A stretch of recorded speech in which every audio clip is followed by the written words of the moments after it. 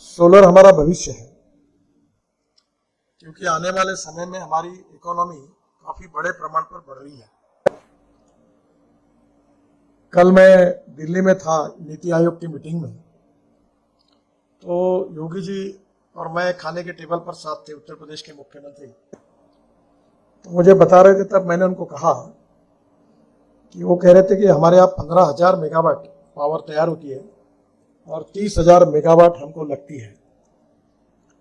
तो अभी तो मैंने उनको कहा कि नेपाल के साथ आप कुछ करके वहाँ से हाइड्रो पावर आप उत्तर प्रदेश में ला सकेंगे तो वो सस्ती पड़ेगी।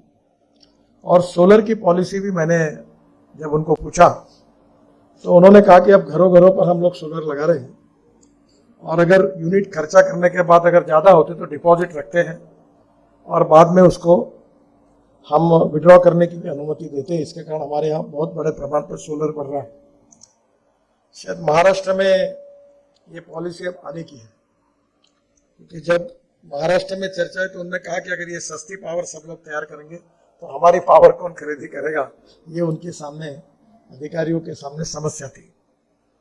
तो इसलिए स्वाभाविक रूप से हमारे देश में अब सोलर पंप भी आए। कल नीति आयोग की मीटिंग में एकनाथ शिंदे जी ने अपने भाषण में कहा कि 8 लाख सोलर के पंप, उसका कोटा महाराष्ट्र के लिए दीजिए, और ये बहुत बड़े प्रमाण पर इसका फायदा हो रहा है। मैंने अपने 3 कुएं थे, उसके ऊपर पहले हमने नाले का रुंदीकरण खोलीकरण किया। 1 घंटा पानी मिलता था, अब 8 घंटे मिलता है, और 7.5 हॉर्स पावर के 3 पंप मैंने सोलर के लगाए, जिसके कारण मेरे यहाँ पानी की समस्या सॉल्व हो गई।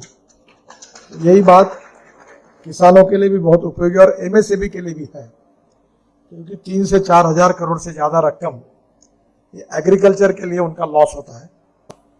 तो स्वाभाविक रूप से वो सोलर में कन्वर्ट हो जाएगा तो उनका लॉस भी कम होगा। और अब बड़े प्रमाण पे रूफटॉप सोलर के कारण विशेष रूप से छोटे छोटे घर वाले भी सोलर की योजना लेकर काम कर रहे हैं। इसमें अश्विन के लोग मुझे मिले दिल्ली में कि 3 महीने से सब काम बंद है, क्योंकि सॉफ्टवेयर जो बना है वो ठीक से काम नहीं कर रहा है। तो मैंने प्रहलाद जोशी जी से बात की और इनको उनके पास भेजा, उन्होंने मीटिंग तय की, और मुझे खुशी है कि प्रहलाद जोशी जी ने आपकी सभी समस्या को सुलझा दिया है, जिसके कारण इस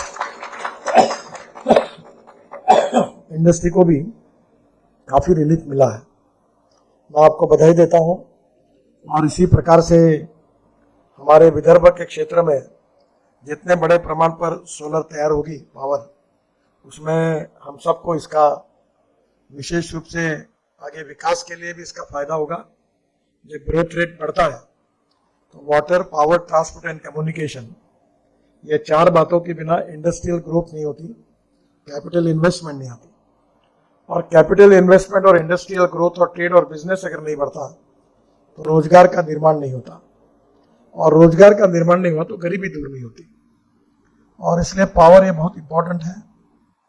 अभी हम कोशिश कर रहे हैं कि छोटे छोटे रिएक्टर हम तैयार करें और थोरियम बेस्ड न्यूक्लियर पावर को भी देश में तैयार करें। उसके बारे में भी काफ़ी सोचा जा रहा है।